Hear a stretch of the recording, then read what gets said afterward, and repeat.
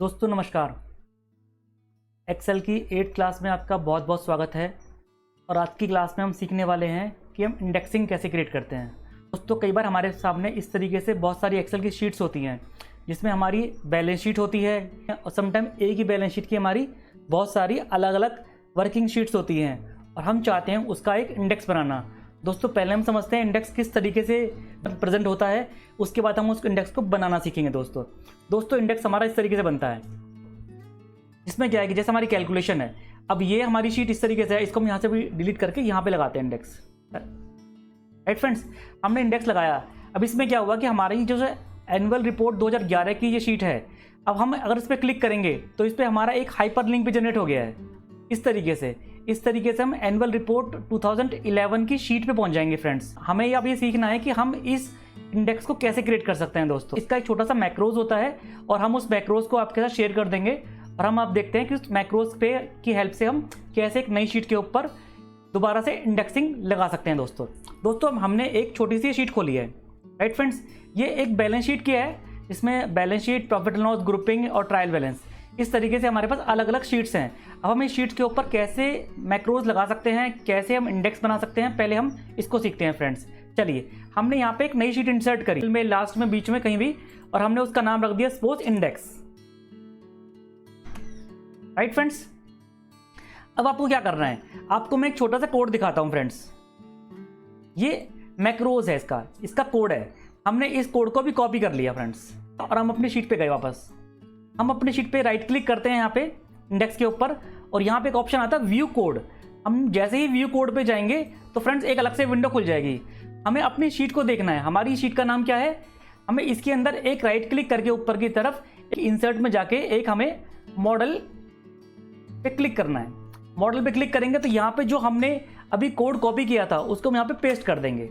जैसे हम इसको पेस्ट करेंगे और इस शीट को सेव करेंगे तो ये हमसे पूछेगा कि इस शीट को आप सेव करना चाहते हो, कैसे सेव करना चाहते हो। देखिए दोस्तों, हमें क्या करना है कि हमें इसको विद इनेबल करना है या विदाउट इनेबल करना है। अभी हम इसको एक बार नो से करते हैं क्लिक। हमने नो से क्लिक किया तो इन्होंने हमसे पूछा कि आपको फाइल टाइप क्या रखना है। हमने फाइल टाइप में अपना सेलेक्ट कर लिया। हमें चाहिए एक्सेल मैक्रोज इनेबल्ड वर्कबुक और इसका नाम रख दिया फाइनल। ठीक है दोस्तों, अब हमारी ये फाइल सेव हो गई है। अब हम उस फाइल में जाकर देखते हैं उस फाइल में ऐसा क्या हुआ है कि जिससे हमारी ये हेल्प, हमारी इंडेक्सिंग क्रिएट हुई है। दोस्तों चलिए हम उस शीट को खोलते हैं। अभी शीट हमारी ओपन हो गई है। अभी आपको दिख रहा होगा कि इस शीट में अभी हमारा कुछ भी नहीं है। चलिए हम सबसे पहले फ्रेंड्स जाना तो व्यू में जाते हैं। करेक्ट, जैसे हम व्यू में जाते हो तो यहाँ पे हमारे पास एक ऑप्शन आता है मैक्रोज। हम मैक्रोज पे गए और व्यू मैक्रोज में हमसे बोला उसने कि create link to all sheets. हमने ऑल शीट पे जाके इसको रन कर दिया। दोस्तों जैसे ही हमने ऑल शीट पे जाकर रन किया तो आपने देखा हमारी इंडेक्स की सीरीज के अंदर इस तरीके से हमारी एक इंडेक्सिंग रेडी हो गई। अब हम किसी भी शीट पे क्लिक करेंगे तो डायरेक्टली वो शीट हमें हमारी कंसर्न शीट के ऊपर ले जाएगी। जैसे कि हमने सपोज करके चलो प्रॉफिट लॉस पे क्लिक कर दिया तो डायरेक्टली हम प्रॉफिट लॉस पे पहुंच गए। हम वापस गए, हमने बैलेंस शीट पे क्लिक किया तो हम बैलेंस शीट पे पहुंच गए। इस तरीके से दोस्तों अभी हमने क्या सीखा कि कैसे हम इंडेक्सिंग क्रिएट कर सकते हैं। दोस्तों अब तक हम सीख चुके हैं कि इंडेक्स कैसे क्रिएट किया जाता है। अब हम इंडेक्स क्रिएट करने के लिए एक बटन जनरेट करना चाहते हैं जिससे कि एक क्लिक से हम ये शीटें सारी हम दोबारा से क्रिएट कर सकें। उसके लिए हमें सबसे पहले क्रिएट करना होगा एक इंसर्ट बटन के through text column like this,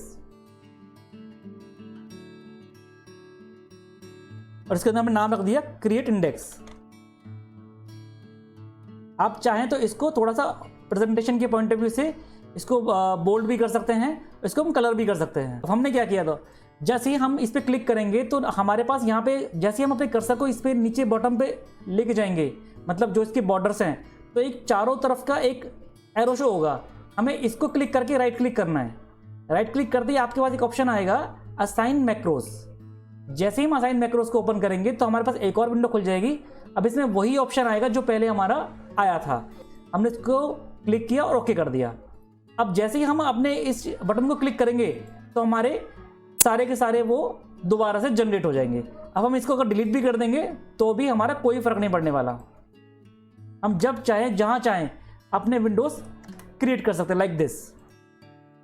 दोस्तों क्रिएट इंडेक्स का बहुत ज़्यादा यूज़ होता है जब हमारे पास बहुत सारी शीट्स होती हैं और हमें एक कंबाइंड फॉर्म में एक प्रॉपर शीट बना के एक इंडेक्स बनाना होता है। थैंक यू दोस्तों।